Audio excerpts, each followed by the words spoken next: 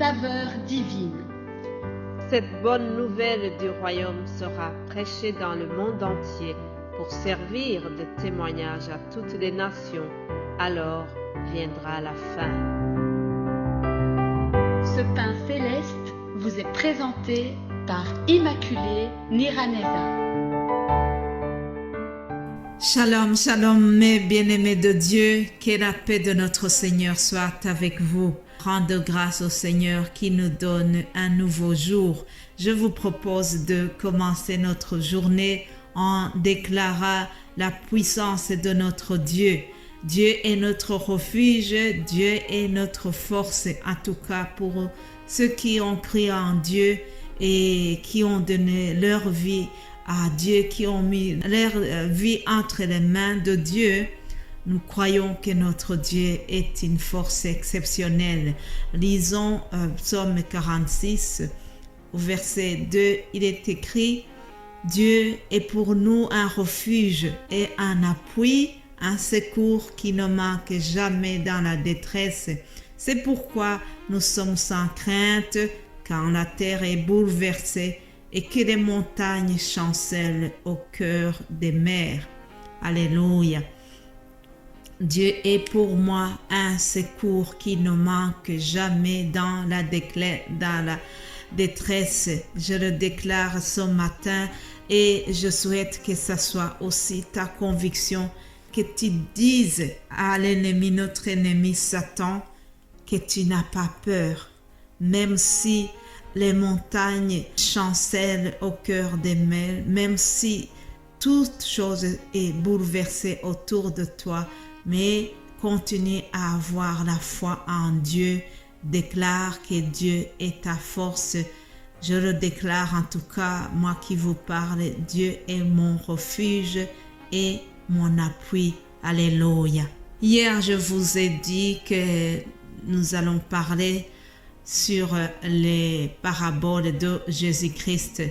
Alors, parmi ces paraboles, Jésus-Christ a parlé souvent du royaume de Dieu ou le royaume des cieux. C'est la même appellation.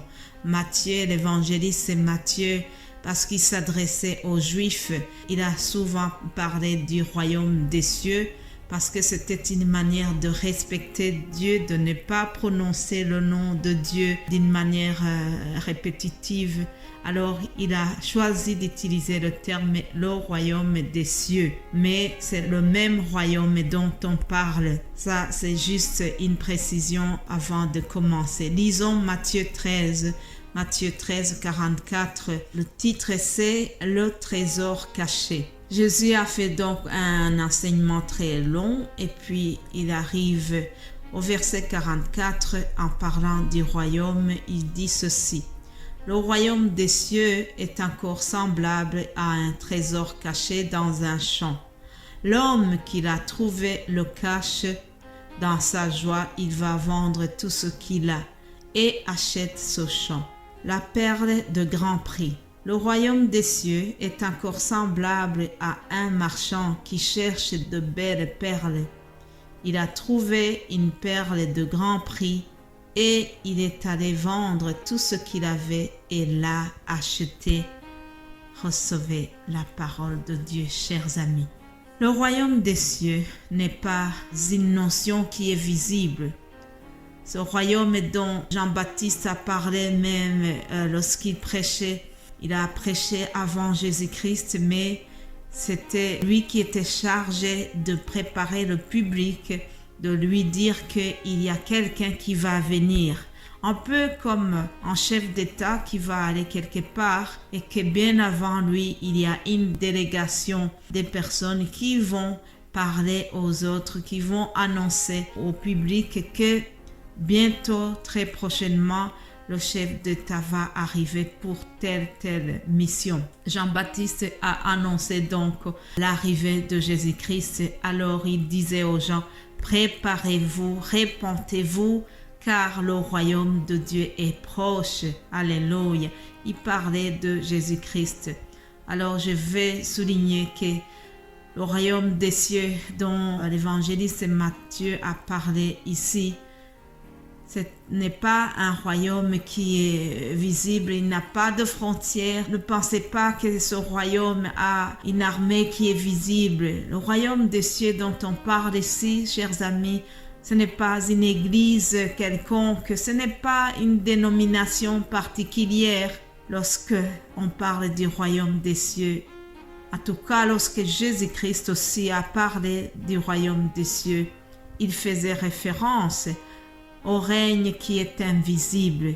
Ah oui, Jésus-Christ a parlé de son règne qui est invisible lorsqu'il était sur la terre. Il a montré que ce règne est déjà là. Le règne invisible de Dieu a été marqué par des choses concrètes. La vie des personnes a été changée. Donc Jésus-Christ a dit aux gens que le royaume de Dieu est déjà là. Un jour, Jésus-Christ, pour démontrer la puissance qui est derrière ce royaume des cieux, Jésus-Christ a guéri 10 lépreux. Nous voyons l'histoire de cette guérison des 10 lépreux dans l'évangile selon Luc 17. Vous voyez comment 10 personnes étaient atteintes par la lèpre. Puis Jésus les a guéris miraculeusement. Alors, une fois qu'ils étaient guéris, malheureusement, ils n'ont pas pensé à venir dire merci à Jésus. Et la Bible nous dit qu'il y a un seul qui est venu lui dire merci et c'était un Samaritain. Mais ce n'est pas de cette histoire-là que je vais souligner. Je vais surtout vous donner la réaction des pharisiens lorsque Jésus-Christ venait de guérir ces gens. Les pharisiens qui n'étaient pas contents de voir que le royaume de Dieu est vraiment en train d'agir. Les pharisiens qui étaient jaloux de voir Jésus-Christ opérer des miracles. Ils ont dit à Jésus-Christ, les pharisiens lui ont demandé quand est-ce que viendra le royaume de Dieu. Ils ne savaient pas que le royaume de Dieu c'est Jésus-Christ lui-même.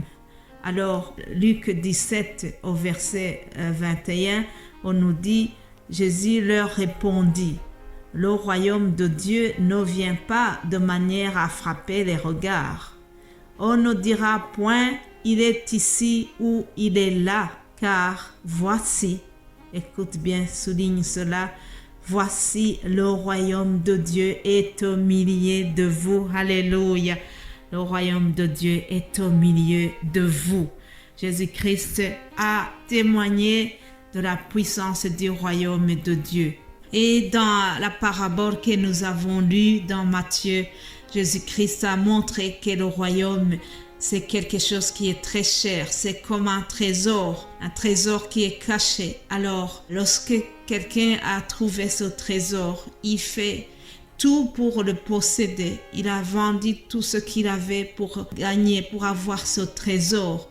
Spirituellement, qu'est-ce que ça veut nous dire? Ça veut dire que pour gagner le royaume de Dieu, nous devons abandonner, nous devons vendre ce que nous avons de plus cher pour nous. Ce sont des choses qui sont charnelles, mais que nous devons nous priver de cela pour gagner des choses qui sont célestes. Il y a des choses ici dans le monde qui nous font plaisir, auxquelles nous voulons nous attacher facilement. Mais ce n'est pas ça qui a de la valeur. Ce qui a de la valeur, ce sont des choses célestes. Ce sont les bénédictions spirituelles qui sont cachées, qui nous sont réservées en Jésus-Christ. C'est la recherche du royaume de Dieu, parce que c'est ce que nous devons faire. Une parole nous dit que nous devons chercher d'abord le royaume de Dieu et que le reste nous sera donné. Alléluia. Je vous souhaite de chercher vraiment ce trésor. Je vous souhaite d'abandonner des péchés qui vous environnent, des péchés qui vous séparent, qui nous séparent de Dieu. Et c'est à ce prix-là que nous pourrons gagner le trésor précieux que le royaume de Dieu. En terminant, je voudrais rappeler que le royaume des cieux, ce n'est pas une notion visible, c'est ce qui se passe dans notre cœur. Soyez bénis et je vous retrouve demain pour continuer de parler des paraboles de Jésus-Christ. Amen.